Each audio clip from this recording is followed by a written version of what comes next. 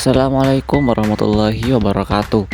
Baik teman-teman, pada video kali ini kita akan bahas tentang tugas akhir mata kuliah berupa sosialisasi mata kuliah pembinaan dan pengembangan bahasa Indonesia yang dilakukan oleh kelompok 2. Ini adalah salah satu cuplikan dokumentasi kami pada waktu kegiatan sosialisasi pembinaan dan pengembangan bahasa Indonesia di SMP Negeri 2 Sorongking. Ada beberapa materi yang kami ambil, diantaranya adalah tujuan pembinaan dan pengembangan bahasa Indonesia, ragam bahasa, hierarki bahasa, dan analisis kesalahan berbahasa. Untuk lebih lanjut, yuk kita simak penjelasan tentang materi-materi tersebut.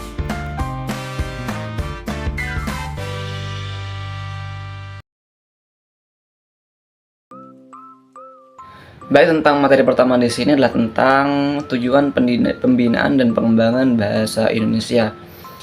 Pembinaan bahasa Indonesia adalah suatu rangkaian proses meningkatkan nilai penggunaan bahasa Indonesia melalui serangkaian kegiatan belajar bahasa di berbagai jenjang pendidikan dan pada cakupan yang lebih luas ke berbagai lapisan masyarakat pada umumnya. Pembinaan bahasa Indonesia bermaksud untuk meningkatkan keteladanan, kedisiplinan, dan sikap positif bagi pengguna bahasa Indonesia itu sendiri.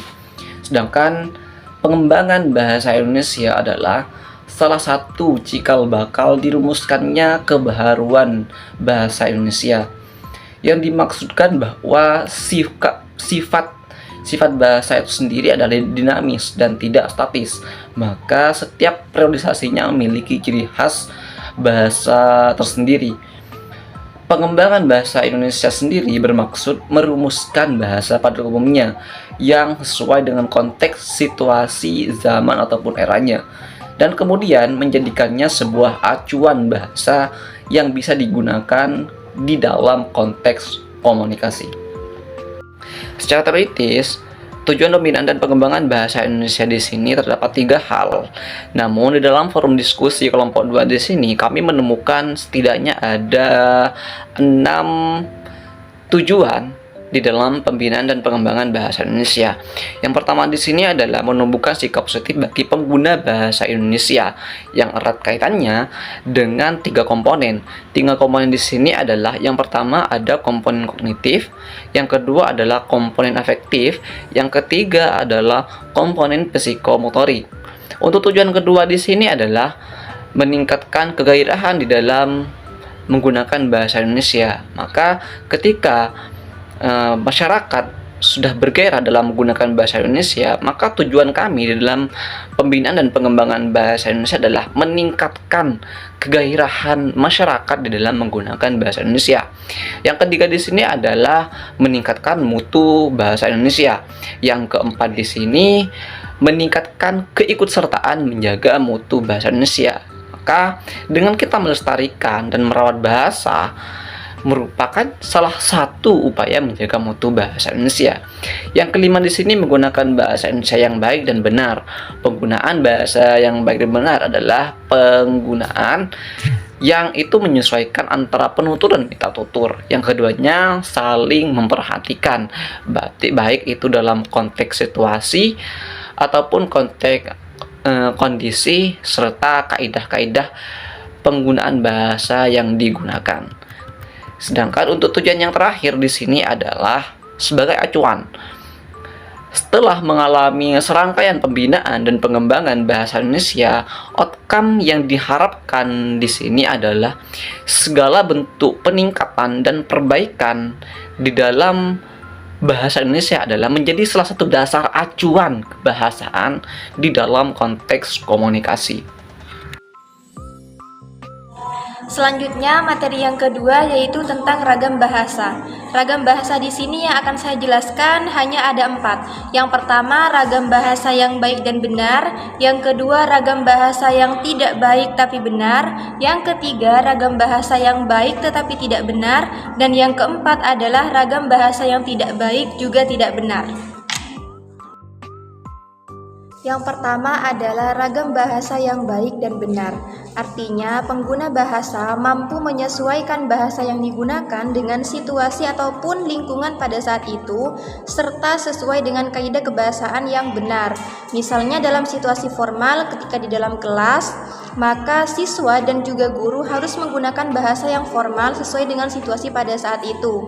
Kalau misalnya contoh secara tertulis adalah undang-undang dan juga surat-surat resmi kenegaraan. Yang kedua adalah ragam bahasa yang tidak baik tetapi benar.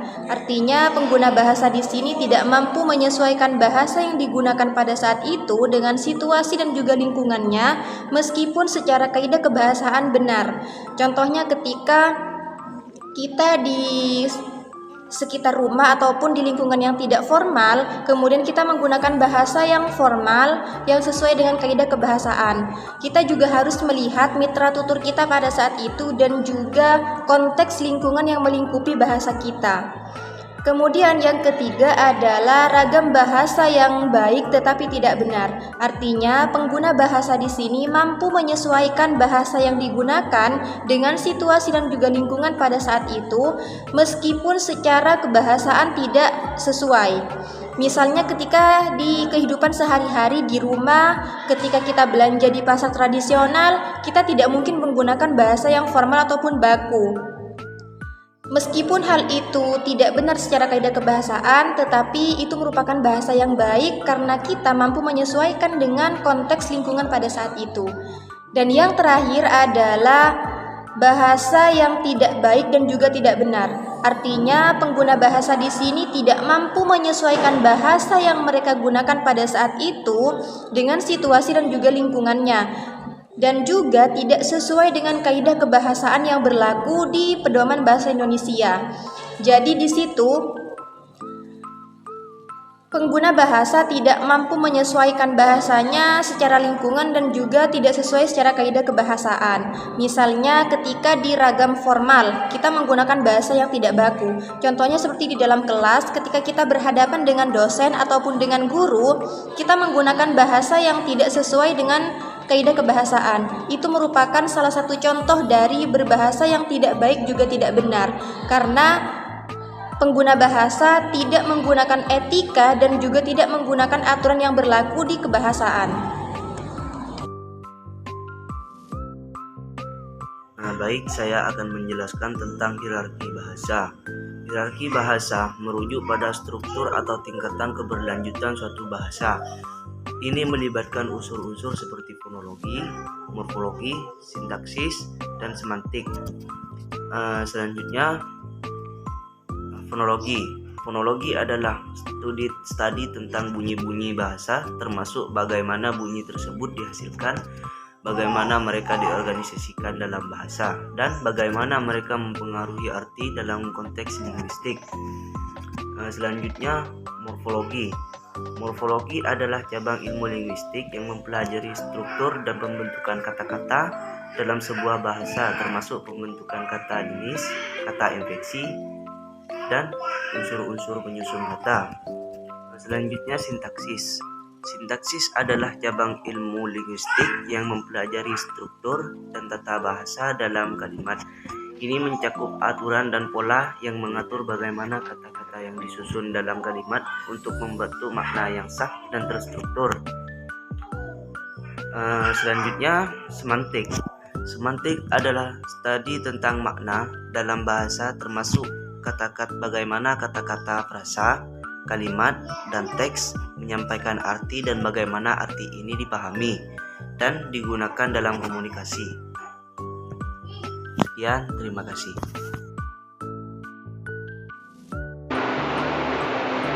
Oke teman-teman, karena tadi sudah dijelaskan tentang hierarki dan jenis dari hierarki bahasa, saya akan menjelaskan tentang kesalahan-kesalahan berbahasa. Nah, kesalahan berbahasa itu ada 4.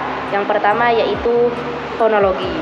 Nah, fonologi di sini itu kesalahan berbahasa yang berada pada tataran bunyi ataupun huruf. Nah, dari fonologi di sini itu masih dibagi menjadi 3 bagian lagi. Yang pertama yaitu pengurangan huruf. Nah, contoh dari pengurangan huruf itu yaitu seumpama kita lagi mengucapkan kita tuh harus tahu seperti itu. Nah, di sana kata itu langsung disebutkan dengan kata tu, sehingga kata i itu tidak digunakan. Nah, itu merupakan contoh dari kesalahan kesalahan fonologi pengurangan huruf. Nah, yang kedua yaitu perubahan huruf. Contohnya seperti kita di sini jangan ramai, seperti itu. Nah, di sana kata ramai itu diubah menjadi kata ramai, sehingga itu termasuk pada kesalahan pada tataran fonologi. Yang ketiga yaitu penambahan huruf. Contohnya pada kata saya akan menonton bioskop seumpama. Nah, kata bioskop dengan kata bioskop itu sangat berbeda, sehingga kata bioskop itu menambahkan kata iye dan kata bioskop itu tidak menambahkan huruf apapun, sehingga kata bioskop itu menjadi kesalahan pada tataran fonologi. Nah, yang selanjutnya yaitu kesalahan-kesalahan berbahasa tataran morfologi. Nah, untuk yang kedua yaitu pengurangan morf. Karena tadi penghilangan afiks, sekarang pengurangan morf. Contohnya, masa ketua prodi mau ngurus dengan 5 orang, seperti itu seumpama contohnya. Nah, kata ngurus itu berasal dari kata mengurus, karena penutur menghilangkan sebagian dari afik tersebut, sehingga kata mengurus menjadi kata ngurus. Nah, itu merupakan kesalahan-kesalahan dari tataran morfologi. Baik, di sini saya akan melanjutkan materi tentang kesalahan berbahasa pada bidang semantik. Ada 3 kategori. Yang pertama, ambiguitas makna, pleonasme, hiperkoreksi. Ambiguitas makna adalah kesalahan tataran semantik yang terjadi ketika suatu kalimat memiliki makna ganda. Contohnya, saya melihat anjing dengan kacamata. Ambiguitas makna terjadi pada kata dengan, seolah-olah kalimat tersebut memiliki 2 makna, yaitu melihat anjing dan kacamata atau melihat anjing menggunakan kacamata. Selanjutnya ada pleonasme, yaitu ketika frasa atau kata diulangi dalam satu kalimat, padahal informasi sebelumnya sudah terkandung pada kalimat lain. Contohnya, naik ke atas. Kita sama-sama tahu ketika kita bilang naik, maka objek yang dituju adalah atas. Ada lagi yang disebut maju ke depan. Kira-kira seperti itu. Selanjutnya hiperkoreksi.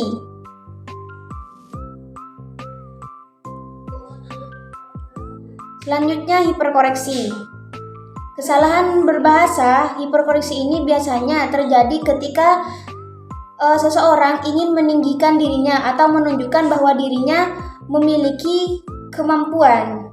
Contohnya adalah ketika menggunakan aku dalam konteks formal.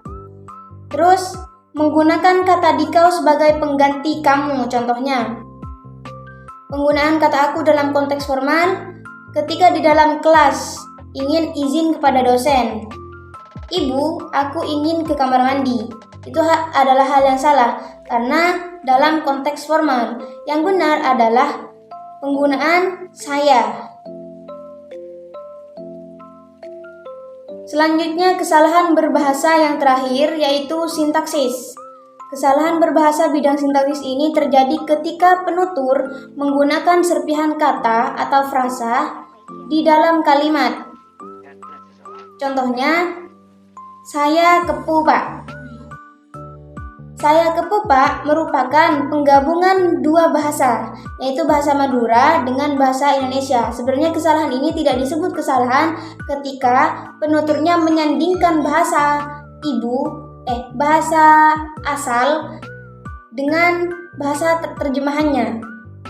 Nah, kepu di sini adalah bahasa Madura.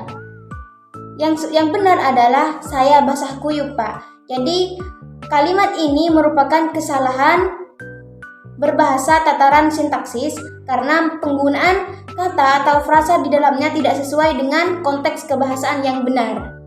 Kira-kira seperti itu materi dari saya. Kurang dan lebihnya saya mohon maaf. Akhirnya, bye-bye. SMP Negeri 2 Saronggi. Bismillah, jaga, eksis, berlingkungan, luar biasa. STKP PKN Instrumen dong. Utamakan bahasa Indonesia, lestarikan bahasa daerah, kuasai bahasa asing.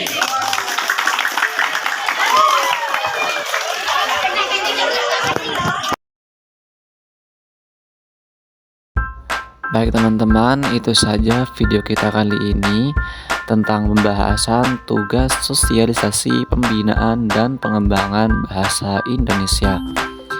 Terima kasih karena sudah menonton. Jangan lupa like, share, dan subscribe channel ini. Dan jangan lupa bunyikan notifikasi loncengnya. Assalamualaikum warahmatullahi wabarakatuh. Bye-bye.